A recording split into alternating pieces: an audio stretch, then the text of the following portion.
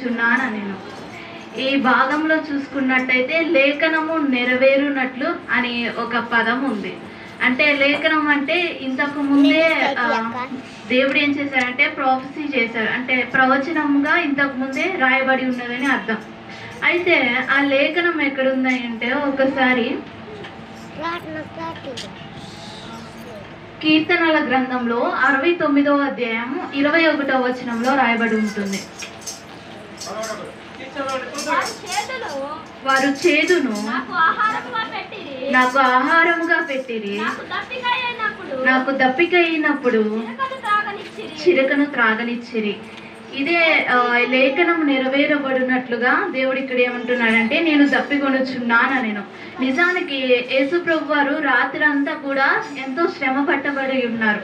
ఎందుకంటే ఆయన పిలాతుని వద్దకు తీసుకెళ్లారు, హేరోదుని వద్దకు, అలాగే అన్న కయపల వద్దకు, ఇలా మళ్ళీ పిలాతుని వద్దకు వచ్చి ఆయనకి తీర్పు తీర్చడానికి ఈ విధంగా అనేక చోట్ల తిప్పి ఉన్నారు. కాబట్టి ఆయనకు శారీరకంగా కూడా ఆయన యొక్క బాడీ ఏమై ఉందంటే డీహైడ్రేట్ అయ్యి ఉండవచ్చు మేబీ. అందుకని ఆయన దప్పికొనుచున్నానని ఇక్కడ చెప్పుచుండవచ్చు. అలాగే ఈ దప్పిక శారీరకంగానే కాకుండా ఆత్మీయ దాహం కూడా దేవుడు కలిగి ఉన్నాడని ఇక్కడ చెప్పుచున్నారు. ఒక వచనం చదివినట్టయితే మార్కు సువార్త 15వ అధ్యాయం 23వ వచనం చూసుకున్నట్టయితే మార్కు సువార్త 15వ అధ్యాయం 23వ వచనం అంతటా బోలము కలిపిన ద్రాక్షారసము ఆయనకిచ్చిరి గాని ఆయన దాన్ని పుచ్చుకొనలేదు. ఇక్కడ ఏం జరిగిందంటే ద్రాక్ష రసంలో బోలంను కలిపి ఆయనకి ఇచ్చారంట. బోలము అంటే యేసుక్రీస్తు వారు పుట్టుకలో కింగ్స్ ఉంటారు కదా, వాళ్ళు ముగ్గురు కూడా 3 గిఫ్ట్స్ తెచ్చారు. 3 బహుమతులను యేసుక్రీస్తు వారికి ఇచ్చారు. అందులో బంగారం, బోలం, సాంబ్రాణి. బంగారం దేనికి సాదృశ్యంగా ఉందంటే రాజరికానికి. బోలము సాంబ్రాణి ప్రధాన యాజకుడిగా దేవుడు ఉన్నాడని దానికి సాదృశ్యంగా ఉంది. అలాగే బోలం అనేది ఆయన మరణానికి సాదృశ్యంగా ఉంది. ఈ బోలాన్ని పూర్వకాలంలో ఏం చేసేవాళ్ళంటే ద్రాక్ష రసంలో కలిపితే కొద్దిగా మొత్తుగా ఉండడానికి కోసం వాడుతారు. అయితే దీనివల్ల ఏంటంటే కొంచెం దప్పిగా తీరుతుందని వాళ్ళ యొక్క అనుకుంటున్నారు మేబీ. అయితే ఈ బోలాని యేసుక్రీస్తు వారు శ్రమ పడుతున్నప్పుడు కొందరు ఆయనకి ఇవ్వాలని చూశారు.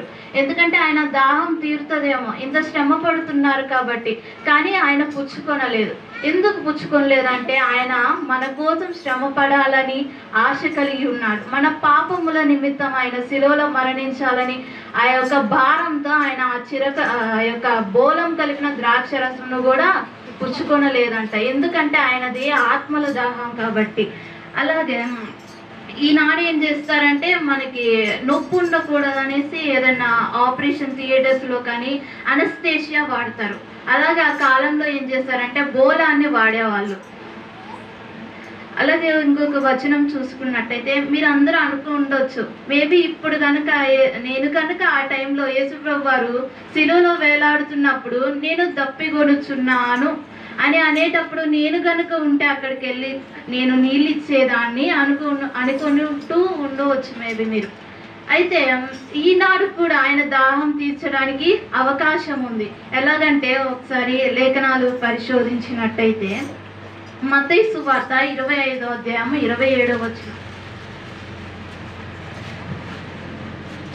అట్లయితే నీవు నా సొమ్ము సాహుకారుల యొద్ద.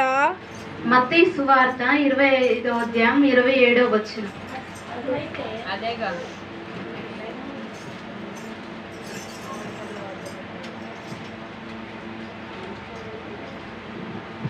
మత్తయి సువార్త 10వ అధ్యాయం 42వ వచనం.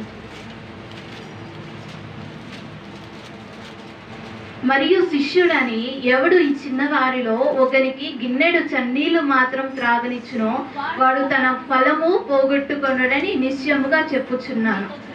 అలాగే ఇంకొక వచనం దగ్గర ఉంటది, నేను దప్పికొనినప్పుడు మీరు నాకు దాహం ఇచ్చితిరి అని కొంతమంది నీతిమంతులతో దేవుడు చెప్పుచున్నాడంట.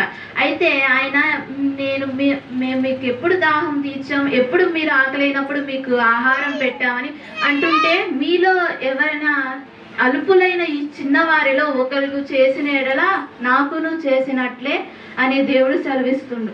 ఎలాగంటే